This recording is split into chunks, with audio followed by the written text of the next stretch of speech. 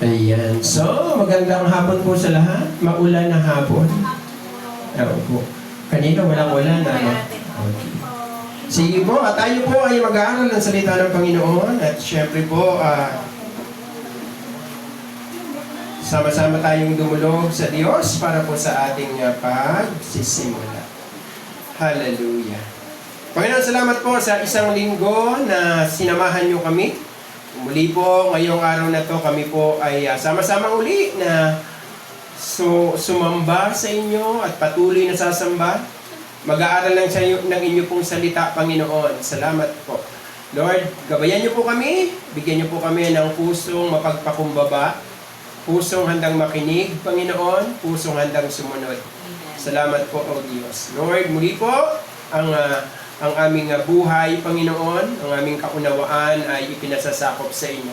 Malaya po nawang kumilos ang banal na Espiritu sa amin kalagitnaan, O Diyos. Salamat po, O Diyos. And Lord, muli po, nais namin na lubos ang maunawaan at may pamuhay ang inyong salita. Ito po ang aming dalangin sa pangalan ng aming Panginoong Jesus. Amen! Ayan. So naalala niyo po nung last Sunday kung ano ang ating pinag-aralan? Okay, ayan, naalala. So mind, ibig sabihin, ano yung mind doon? Opo, ibig sabihin doon, tayo ay pag-aari ng Diyos. Sinabi ng Panginoon, na tayo ay Kanya. At ngayon, nakakonekta pa din po, nakadikit pa rin sa ating pinag-aralan nung nakalipas ang ating pag-aaralan ngayon. Sabi dito, sabay-sabay nga natin, anong pamagat natin? Own to be free. Sa Tagalog, inari tayo ng Panginoon, tinanggap tayo ng Panginoon na Kanya para tayo ay maging malaya, free. Pag sinabi kong free, malaya, of course, ibang libre. Pero yung free ay malaya. Ano po? So sabi diyan, breaking free from the old, living in the new. So kaya tayo tinawag ng Panginoon para tayo ay maging malaya, makalaya sa mga bagay na luma, dati, at mamuhay sa mga bagay na bago. O, totoo ba na ang panawagan sa Kristiyano ay maging malaya? O, yan, meron po tayong 3 verses dito. Sabay-sabay nating basahin. 1, 2, 3. So, if the Son sets you free, you will be free indeed. No? Kung ikaw ay pinalaya na ng anak, ikaw nga ay totoong malaya. 2 Korinto 3:17. Now the Lord is the Spirit, and where the Spirit of the Lord is, there is freedom. May kalayaan kung nasaan daw po ang Espiritu ng Panginoon, no? At dito sa Galatia 2:4-5, we did not give in to them for a moment so that the truth of the gospel might be preserved for you. We did not live by human standards, but by faith in Christ who sets us free. So si Apostol Pablo po, ang sabi niya, may mga tao na gusto kayong alipinin. May mga tao na gusto kayong itali muli, Saan? Sa mga batas, sa mga bagay na mga prinsipyo na hindi galing sa Diyos. Pero sabi niya, hindi kami pumayag, hindi namin sila pinayagan na gawin yon. Bakit? Kasi yung gospel, yung katotohanan ng gospel ay ano daw dinadala nito, Ito daw ay pananampalataya kay Kristo na nagpapalaya. So, hindi tayo dapat alipin ng sino man. So, saan ba tayo nakatayo? Nasaan ang ating kalayaan? Sino ang ating pinaniniwalaan? Yung mabuting balita ng Panginoon. So, yan? Sabay-sabay ulit tayo. Basahin natin. God owns us to set us free. The kingdom living begins when we intentionally force ourselves to outgrow the old version of ourselves. Onesimus' journey from fugitive slave to beloved brother and later bishop illustrates how repentance, mindset change, and embracing God's purpose can lift us up from bondage to kingdom freedom. Ayan. So may pag-aaralan po tayong tao. Ano ang kanyang pangalan? Onesimus. Kilala niyo ba si Onesimus? Ayan, tingnan niyo yung damit niyo. Mahal yan. O, di ba nakita niyo may Onesimus na damit? SM, mga Sa SM, nakikita niyo ba yung Onesimus na damit? Pero, ano ba ibig sabihin ng salitang Onesimus?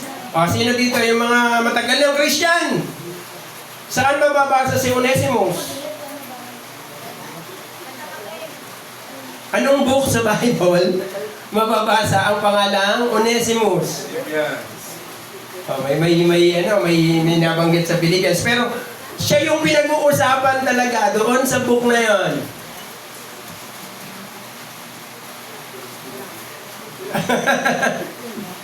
Sa book sa sulat ni Pablo kay Pilemon. Sa sulat ni Pablo kay Pilemon, ang pinag-uusapan doon ay si Onesimus. No? Sino ba si Onesimus? Ha? Ayan, sabi doon, si Onesimus, di ba? Ito yung kwento tungkol sa paglaya at pagiging pakinabang. Yan talaga ang ibig po sabihin ng pangalang Onesimus. Usefulness. No? So, nasaan ang kwento ni Onesimus? No? Si Onesimus po, ang kwento niya ay sa Pilemon. Ano? Sa aklat ng Pilemon. So, doon ipinakita yung halimbawa ng Diyos kung paano malinaw na pinakita yung transformative power, yung kapangyarihan ng Diyos para baguhin ang tao. No, sinulat ni Pablo to, yung kanyang sulat kay Pilemon. Saan niya sinulat? Nakakulong siya nito.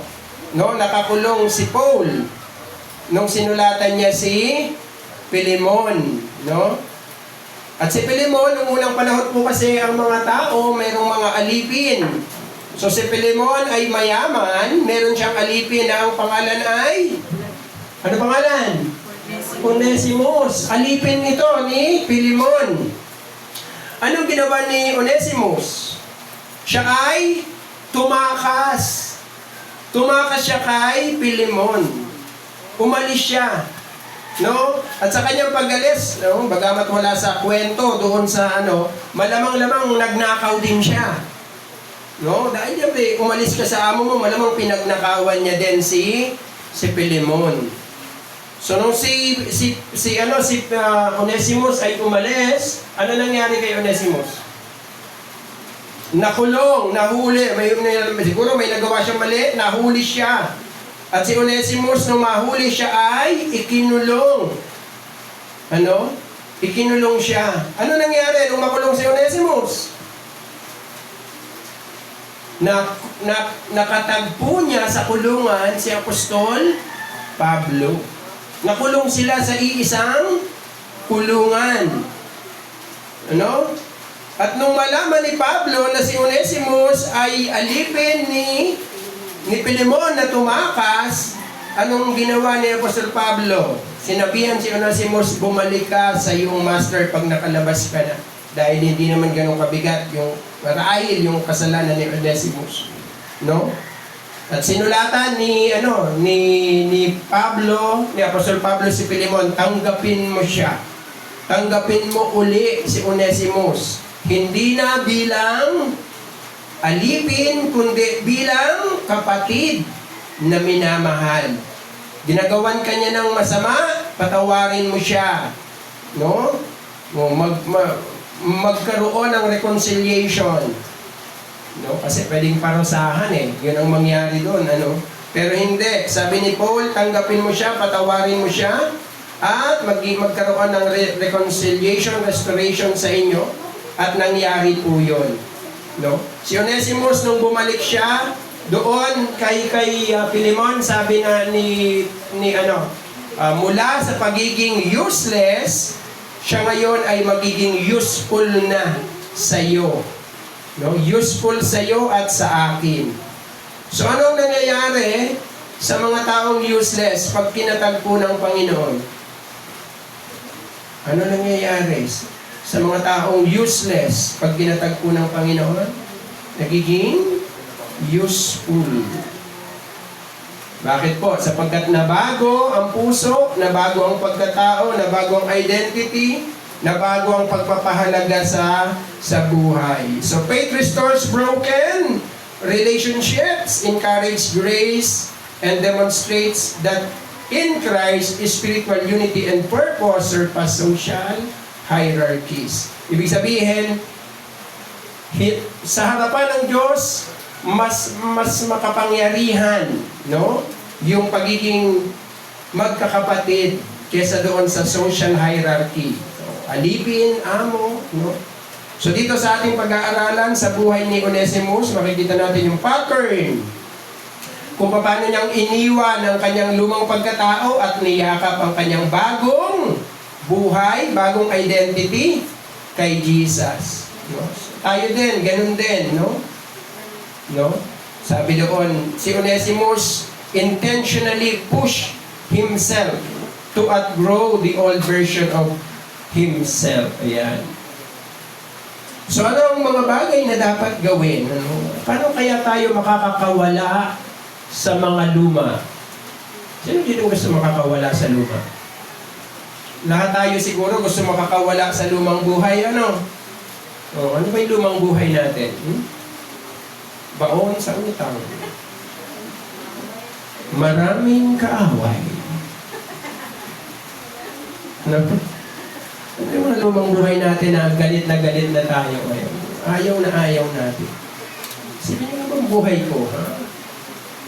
Di ba? Daming nasayang. Sa buhay natin, maraming nasayang. So, ano dapat gawin ng isang tao para makakawala sa lumang buhay? Ano yung binasa natin kanina? Free. Tama? Malaya. O, ano yung letter F? Para makakawala sa lumang buhay? Facing your old life. Ano yung facing? Harapin mo kung sino ka dati. O kung sino ka talaga. Kilala mo ang iyong sarili. Di ba?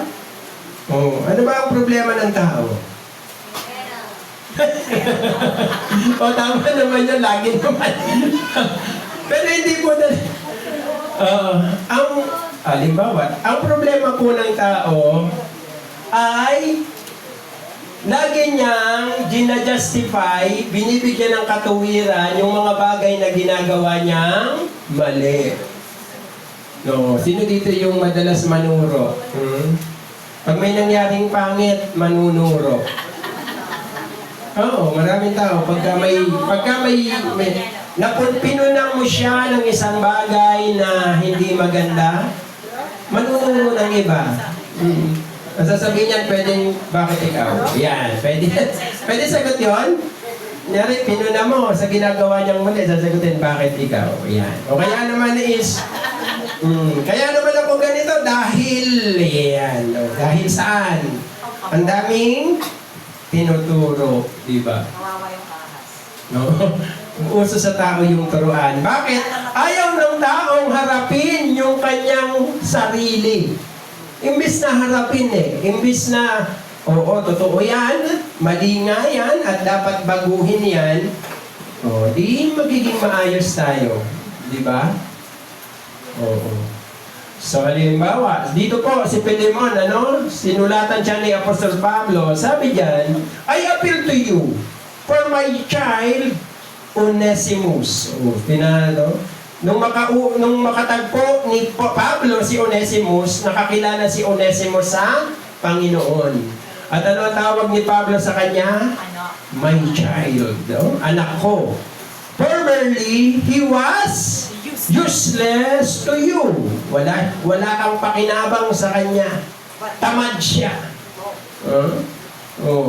But now he is indeed useful both to you and to me. So nagkaroon ng pagbabago, no? Si Onesimus. Bakit nagbago si Onesimus? Kinilala niya yung kanyang dating pagkatao. Hinarap ni Onesimus. Hindi si Onesimus nanuro. Paano kaya kung si Onesimus nanuro? No? Pero hindi, hinarap ni Onesimus. So, facing your old life, Onesimus' old life was one of bondage. So, si Onesimus, ano siya, no? Ano yung bandage sa Tagalog? Nakatali. No? Parang nakatali siya. Bakit? Physically, syempre, he was a slave. Alipin siya.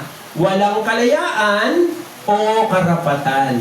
Grabe, no? Anong sitwasyon daw meron si Onesimus dati? Nasa bondage, physically, walang kalayaan at walang karapatan. Socially, ibig sabihin ng socially, sa lipunan, he was considered property. Pag-aari siya. Wala ka nga karapatan dahil alipin ka. So, siya ay property. At siya ay run away. Tumakas, tumakbo. At sabi doon, he risked severe punishment. Dahil sa ginawa niyang yun, siya ay maaaring malagay sa matinding parusa. So physically, socially, malaki ang problema niya. Intellectually, opportunities were limited. Siyempre, alipin ka, hindi ka nakapag-aral. No? Spiritually naman, he was distant from God, running from responsibility.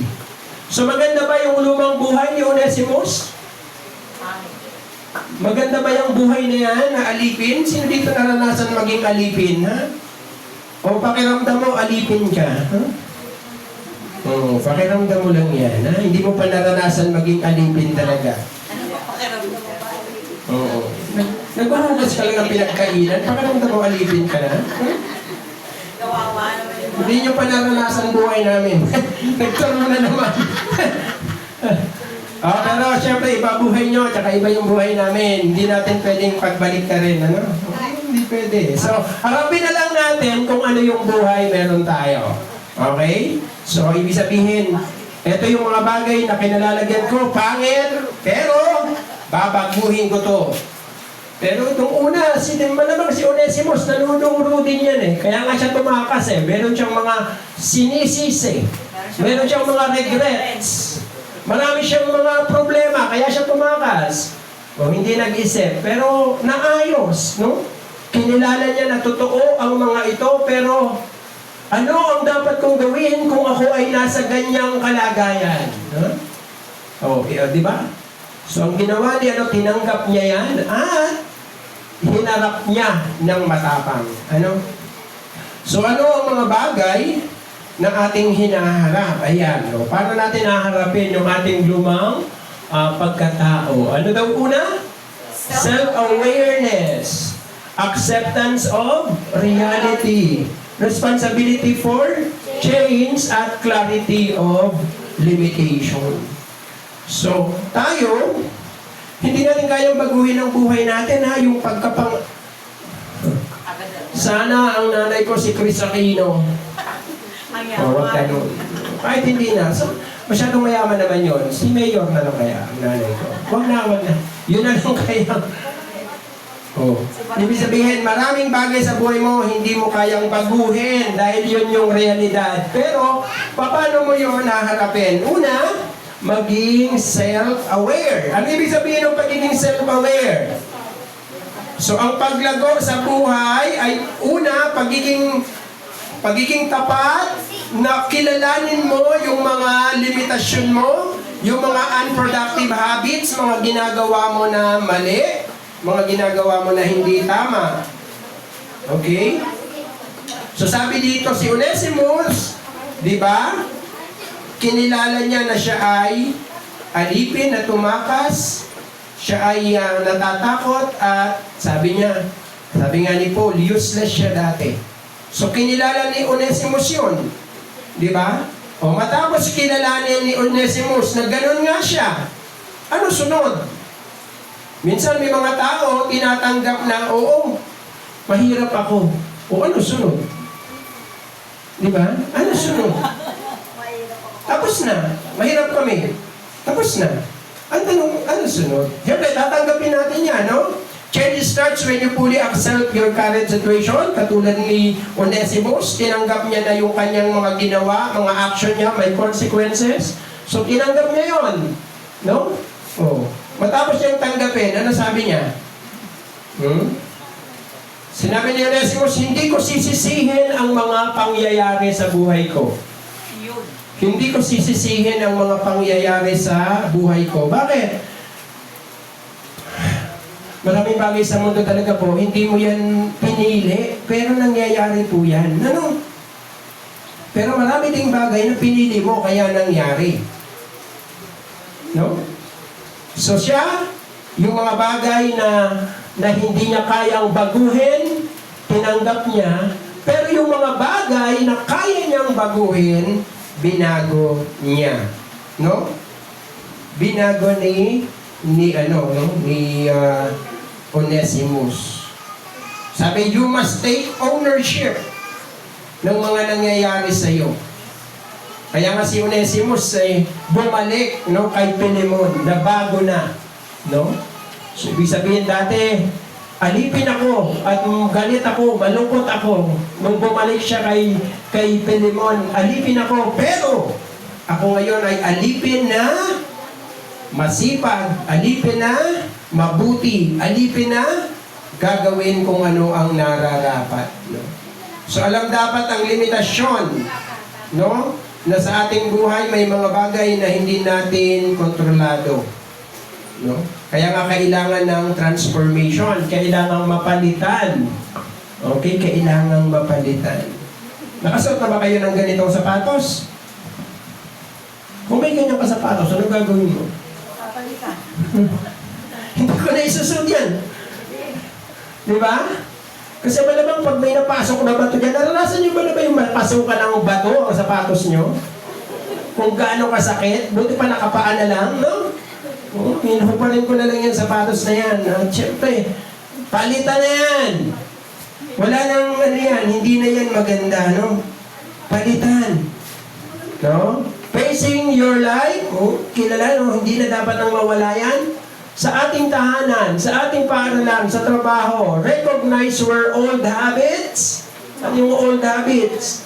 Mga masasamang nakasanayan, thought patterns, paano ka mag-isip, no? Sins that are keeping you trapped. Ito daw yung mga bagay na dapat mong iwanan na. Kilalanin mo. Siyempre, kikilalanin mo muna yan.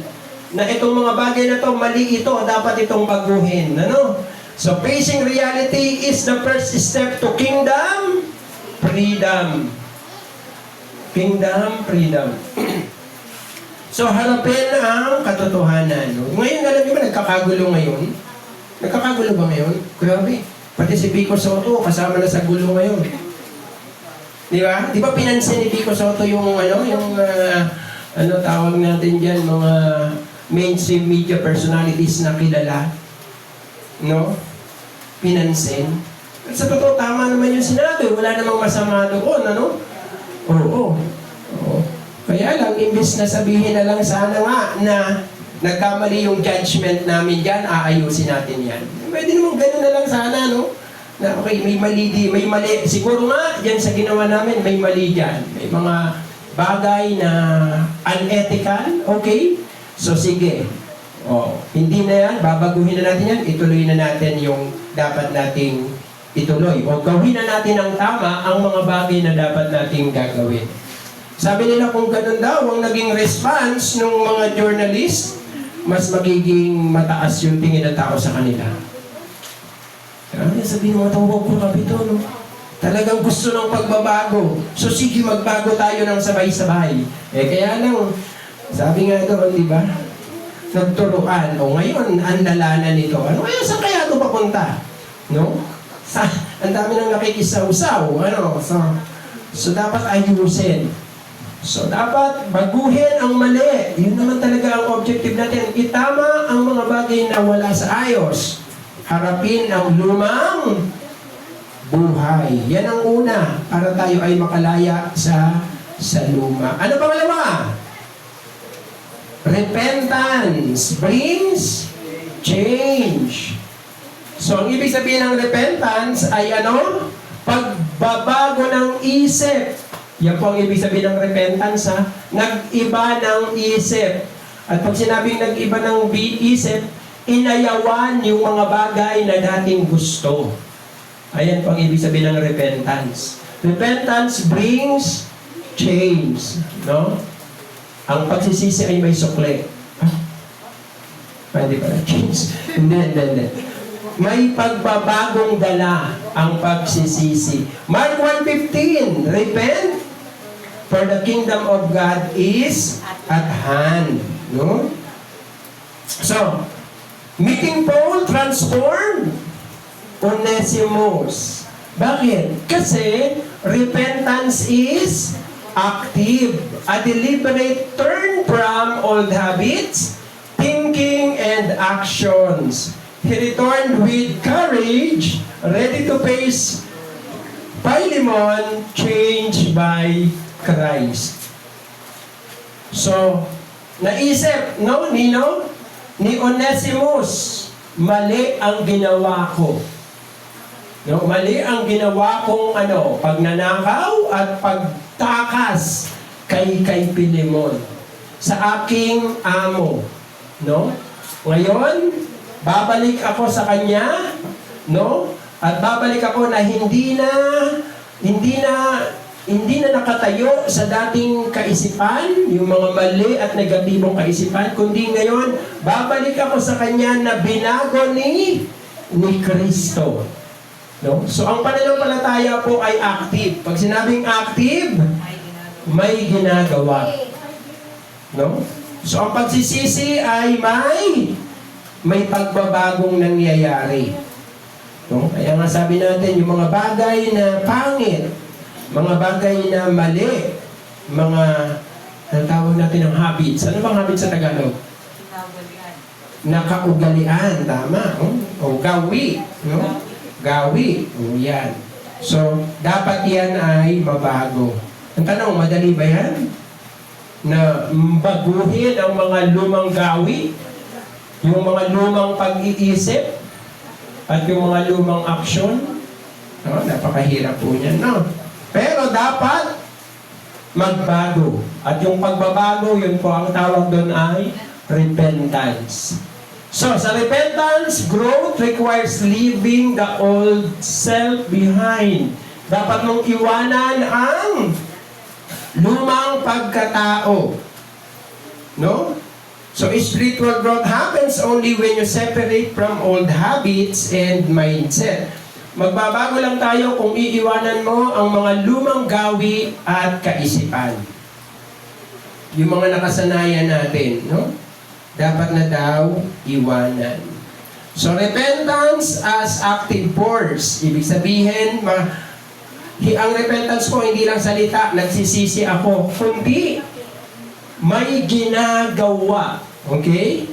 So, sabi dito, repentance is the force that propels you out of your comfort zone into new potentials. No? So, may mga nakasanayan ka dati na hindi productive, pero babaguhin mo yan para ikaw ay makarating sa magandang plano, no? Magandang tunguhin ng buhay mo. Okay? And of course, sabi dito, ano yung pangatlong puntos dyan? Transformation begins with what? With the mind. Totoo ba nasa isip nagsisimula ang pagbabago? So sa isip po nagsisimula ang pagbabago. Kailangan mabago ang ating mga isipan, di ba? Marami tayong kaisipan na dapat baguhin dahil mali, di ba? May naisip pa kayo ng mga bagay na mali na gusto nyong baguhin? Sino dito hanggang ngayon, takot pa rin sa mumu? May mga ganun pa ba? Tanda mo na? Takot ka sa mga bagay na hindi pa naman napatutunayan, di ba? Okay? Oh. So, ibig sabihin, kailangan mabago ang isip, di ba? Binabago ba natin ang ating isip? Yes, binabago natin ang ating isip. Di ba? O, bakit ka ba nag-aaral? Sino ba nag-aaral ba? Siyempre lahat, no? Ano ba nangyayari pag nag-aaral ka? Wala lang. Nababago yung isip mo, di ba? Kaya ka nga nag-aaral dahil may mga bagay kang inilalagay sa iyong isip. At pag may inilagay kang bago, dapat may aalisin kang luma.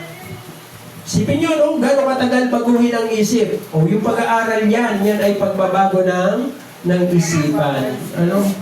And practical actions follows mindset. Sabi yan, true growth manifests in behavior, relationship, and priorities. So may mga gawa, no? Kung talagang ito ay pagbabago ng isip, ito daw ay may mga kasabay na gawa.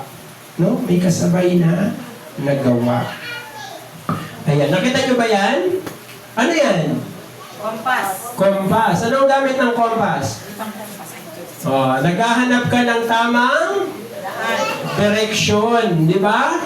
Hindi mo alam kung saan ka pupunta. Naligaw ka na pala. So ano gagawin mo? Kailangan mo ng kompas. At pag itinuro sa'yo, o binigay sa'yo yung direksyon, susundin mo yan. Mag-iiba ka ng daan. Mag-iiba ka ng daan. So repentance brings change. Every family life, school, or work all require deliberate shifts from old patterns. Totoo ba yan? Nasabi sa pamilya man, sa paaralan man, o sa trabaho, kailangan daw yung sinasadyang pagbabago mula sa mga bagay na nakasanayan mo, yung mga lumang bagay na nakasanayan mo. Repairing relationship, pag-aayos ng relasyon. No? Choosing integrity, di ba? Marami ito sa choosing integrity sa school. Paano ba yan? Palagi nating sinasabi sa school, bawal ang cheating. Tama ba yun? Madalas na paalala sa inyo ng teacher nyo yan? May bawal mag-cheat? Mag-aaral ka, huwag kang mangopya. Yan. Pag yan ang integrity yun, yung hindi ka nagdadaya, integrity yan, no? Or abandoning laziness. Yan na yung mga bagay na dapat baguhin. Mahirap yan. Kingdom living demands this mental and behavioral reset. Kailangan magkaroon ng pagbabago kung gusto nating umunlad, maging malaya. Okay? So, gusto mo bang umunlad at maging malaya? Yan. So, meron na tayong letter F. Anong letter F natin? Face your own self. Oo, harapin mo ang iyong lumang pagkatao. Yung R? Repentance brings change. Tama. Ang repentance ay nagdadala ng pagbabago. At sabi doon, embracing a new identity. So, dito, si Pilimon, sinulatan siya ni, di ba? Sabi ni Pablo kay Pilimon, si Pilimon, siya yung slave owner, siya yung master ni Onesimus. No longer, tanggapin mo siya. Sabi ni Pablo, tanggapin mo siya no longer as a slave, but more than a slave, a beloved brother. So tanggapin mo siya, hindi na lang alipin, kundi kapatid, minamahal na kapatid, both in the flesh and in the Lord. So yun ang sabi ni Pilimon sa kanya. So si Onesimus, ano na yung naging tingin niya sa sarili niya? Of course, kung titingnan natin, alipin pa din siya, pero alam niya sa kanyang sarili na hindi dinidetermine ng pagkaalipin ang value, no? Kundi yung kanyang relasyon kay Kristo. Dahil meron na siyang bagong identity. Anong identity ni Onesimus? Anong identity ni Onesimus na? Anak ng Diyos, di ba? Anak ng Diyos, katulad nating lahat. Kung si Pablo, anak ng Diyos, si Pilimon, anak ng Diyos, si Onesimus, anak din siya ng Diyos. Di ba? So, embrace, yakapin yung bagong identity, pagkakakilanlan. Embracing a new identity through repentance and faith, Onesimus gained a new identity. Dahil sa pagsisisi at pananampalataya, nagkaroon si Onesimus ng bagong pagkatao, bagong pagkakakilanlan, mula sa pagiging takas. O, ang positive, yan yung takas. Tumakas na alipin to beloved brother in Christ, no? Mula sa pagiging alipin, ngayon kapatid na kay Kristo, from uselessness to usefulness. Dati walang pakinabang, pero ngayon ay pakinabang. So yun po ang ibig sabihin ng Onesimus. Usefulness.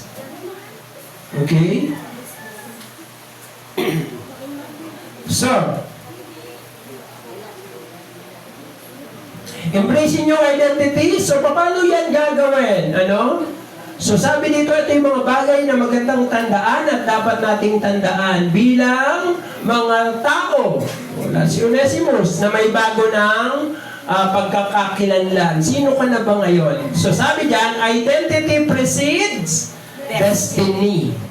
No? So, ang identity mo ay nauuna kaysa destiny. Ibig sabihin, kung meron kang gustong marating, kung meron kang gustong maabot, dapat kilala mo ang iyong sarili kung sino ka. No? So, ang totoo mong layunin sa buhay ay naa-unlock kapag alam mo kung ano ang ibinigay sa iyo ng Diyos na pagkatao.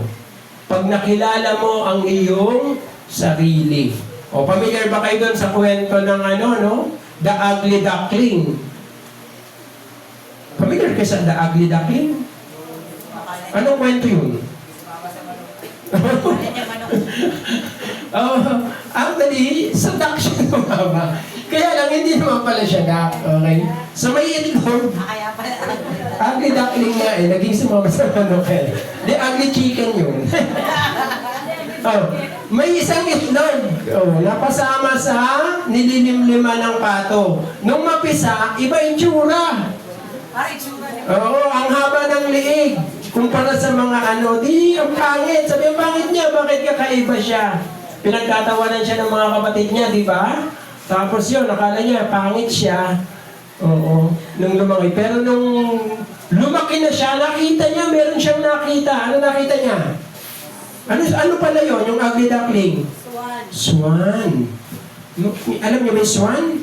Yung magandang ibon na mahaba ang liig. Yung gansa. Siya pala ay gansa.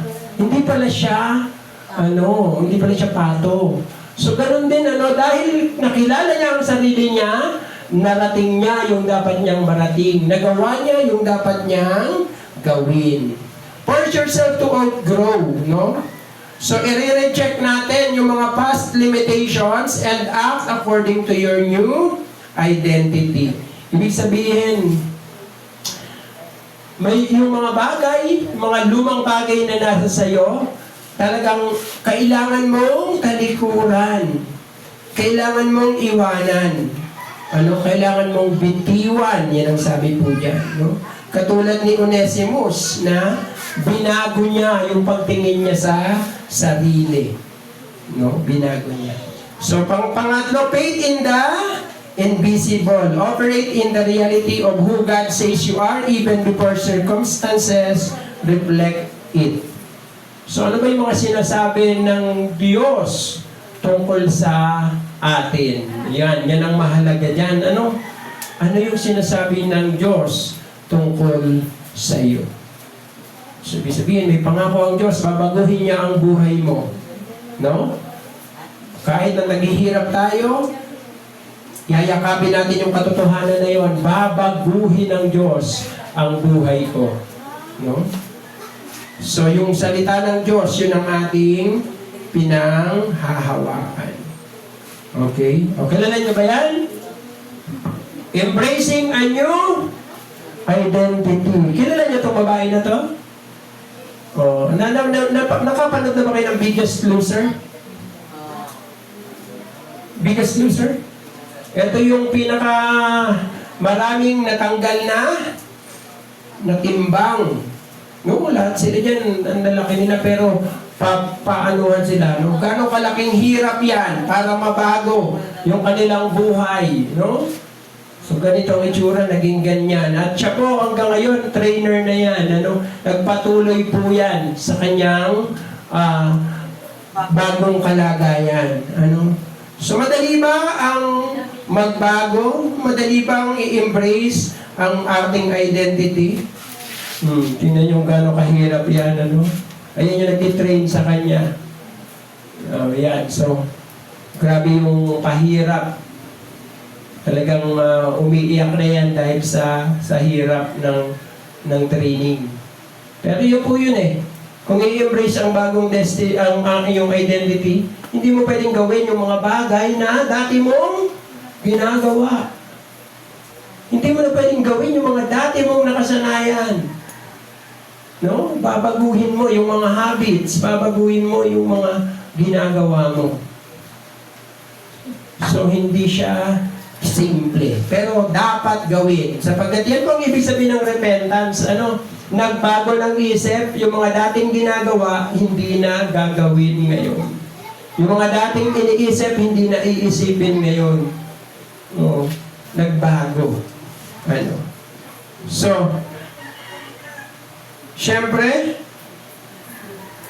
embracing a new identity, step into your new identity, be a responsible family member, a disciplined student, or a trustworthy worker. Kingdom life elevates your influence and purpose. So nakita nyo ba na yung pagbabago, merong ginagawa? Tingnan nyo, step into your new identity. Ito ba action word ba yan? Step into. Action word hindi. Yung pagiging responsable. May ginagawa ba ang mga responsableng tao? Meron. Disciplined student. Meron bang ginagawa ang mga disiplinadong estudyante? Meron. Yung mapagkakatiwala ang manggagawa. May ginagawa ba yan? Meron. So ito po ay mga bagay na kailangang gawin.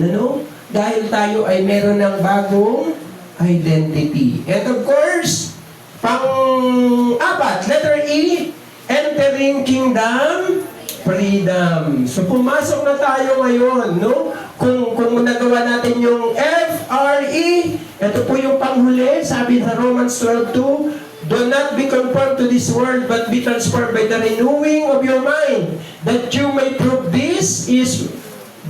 what is that good and acceptable and perfect will of God. So kailangan ito magbago. Huwag daw umayon sa takbo ng mundong ito. Magbago kayo ng inyong isipan. Para daw that you may prove, para mapatunayan nyo kung ano ang maputi, katanggap-tanggap, at ganap, perfect will of God. So entering kingdom freedom, through freedom, ang totoong kalayaan ay resulta ng, inner transformation, pagbabago sa loob, ibig sabihin sa isip, sa damdamin, sa kalooban, forgiveness, pagpapatawad, kasama yan sa paglaya, restored relationship, pagbabalik, pag-aayos ng mga relasyon, at pamumuhay ng lubusan sa layunin ng Diyos. Ibig sabihin, ano ba yung plano ng Diyos? Ano ba pinagagawa ng Diyos? Gagawin natin yan. Onesimus' journey led him from bondage to kingdom impact, ultimately becoming Bishop of Ephesus according to tradition. Alam niyo ba na naging Bishop ng Ephesus? Yung slave? Naging, yung Bishop, no? Ibig sabihin ng Bishop, isa sa may mga mataas na katungkulan. Saan? Sa Iglesia ng Diyos. Naging Bishop sino? Si Onesimus, yung alipin. Naisip ko nga, Lord, grabe naging Bishop. Ano kaya ang narating ni nung kanyang amo, si Philemon? Naging rook.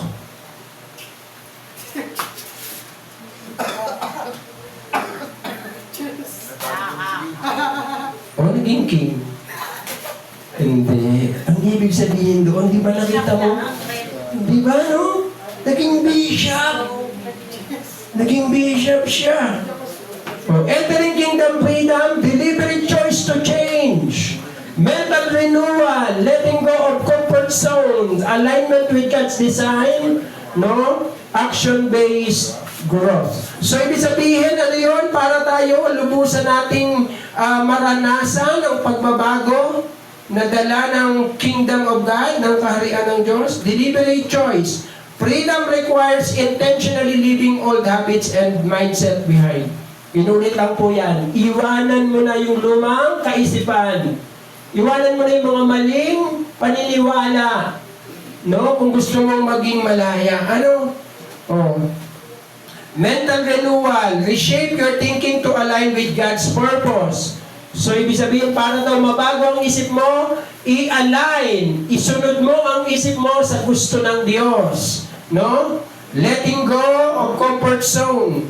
Step out of environments that reinforce the old self. Ibig sabihin, marami kang mga habits na tuwan-tuwa ka pag ginagawa mo yon, no? Yun yung comfort zone mo, no? Pero kailangan mo siyang iwan, kailangan mo siyang harapin para mabago ang buhay mo. So nakita niyo ba yung kanina, no? Yung mga tao na malalaki, anong comfort zone nila? Siyempre, kumain, di ba? Yun ang pero iniiwan po yan, grabe. Grabe yung pag-iwan na yan, napakahirap. And siyempre, sabi dito, alignment with God's design, live in the life God intended, purposeful and impactful. So yung gusto ng Diyos na buhay para sa iyo ay may layunin at may influence, mayroong pakinabang, mayroong dating. Ayan, no? Yeah. So, anong klaseng buhay ang gusto ng Diyos para sa atin? May pakinabang at sabi, impact. Pag sinabing impact, ano ba Tagalog ng impact? May dating. Di ba? May kaguluhan. No? And siyempre, action-based. Kingdom freedom manifests in behavior, disciplines, and responsibilities reflecting new identity. So ito po, kung tunay na pagbabago, repentance and faith, gusto natin maging malaya, hindi po pwedeng mawala yung action-based growth. Walang pagbabago kung walang mababagong behavior, hindi magiging disiplinado, hindi magiging responsable. No? Yan ang ating identity. Okay? So, balikan natin. Nung nilikha si Adan, di ba? Siya yung unang tao. Meron bang pinagagawa sa kanya ang Diyos? Ano sabi ng Diyos nung nilikha niya si Adan? Adan, sa'yo lahat to. Hindi man sa'yo. Ikaw ang mamamahala ng lahat ng to. Ano sabi? Alagaan mo to, Adan. So, merong gagawin. No? Merong gagawin. So, kahit kay Jesus, nung ni-restore ni Jesus ang ating bagong pagkatao, may mga bagay na kailangang gawin para mangyari ang kalooban ng Diyos. Okay. Nakita niyo yan? Sino yan? Sino yan? Si Onesimus yan. No? Yun si Onesimus. Yun yung kwento ni Onesimus entering kingdom freedom, no? So, dati siyang alipin, tumakas, nakulong, kasama ni Paul. Yan. Nung pagkatapos, ano nangyari doon? Sabi ni Paul, pag nakalaya ka na, wag ka nang tumakas. Bumalik ka kay Pilimon. No? At bumalik ka doon bilang kapatid, bilang kapatid sa Panginoon. No? At ano nangyari? Nang ginawa niya yan? Naging bishop ng Ephesus. Naging ma-influensyang tao. No? So, entering kingdom freedom, repentance, and kingdom living are daily choices. Pinipili yan araw-araw. Consistently reject old ways and embrace the life God offers in the family, the school, and work. So, ang tunay na kalayaan ay pinipili, tinatalikuran ang mga lumang pamamaraan at niyayakap ang buhay na gusto ni Kristo para sa iyong pamilya, sa paaralan at sa school. No? So yan po yan. Tingnan nyo, no? Onesimus journey models dapat every believer must take. Face your old life honestly. Repent and leave all the ways behind. Embrace your new identity in Christ. Enter kingdom freedom, rising into purpose and impact. Gusto nyo ba yan? Yan ba yung klase ng buhay na gusto mo? No? At kung yan ang klase ng buhay na gusto natin, gagayahin natin kung paano nabuhay si Onesimus. No? Repent and leave your old ways behind. Embrace your new identity, new mindset, new way of life. Ano mga nabago kasama ng identity, kasama ang isip, kasama ang puso, kasama ang gawa sa new identity. No? At enter kingdom freedom. No? Rising into purpose and impact. So sabi diyan, through God's ownership, Onesimus was lifted from fugitive slave to beloved brother, and eventually, according to tradition, became Bishop of Ephesus. No? Naging ano siya, influential na tao, na itaas. Mula sa pagiging alipin, walang pakinabang, naging kagamit-gamit, at sobrang kagamit-gamit na naging Bishop of Ephesus. Demonstrating that God elevates those who surrender fully and force themselves to outgrow the old version of themselves. Paano kung hindi nagbago ng isip si Onesimus? Anong nangyari sa buhay niya? Pero nagbago siya. So ano ang ating challenge ngayon? Let God own you to be free. Gusto ng Diyos maging malaya ka. No? Lord, gusto ko na talaga maging malaya sa utang. Ha? Gusto ko na talaga. Amen. Gusto ko na makalaya saan? Sa galit. Gusto ko na makalaya sa galit, Lord. Gusto ko na makalaya sa sama ng loob, Panginoon. Walang magsabi, gusto ko na makalaya sa asawa ko, ha? Naku, may problema. Hindi ganon, hindi ka sana yan. Let God, nabi doon, inari ka ng Panginoon para ikaw ay maging malaya. Gusto ng Diyos maging malaya tayo. Repent, magsisi, embrace your new identity, and live boldly in the freedom. Maging matapang ka sa pagtayo sa iyong kalayaan, sa iyong layunin, at sa impluwensya ng Diyos na inihanda para sa iyo.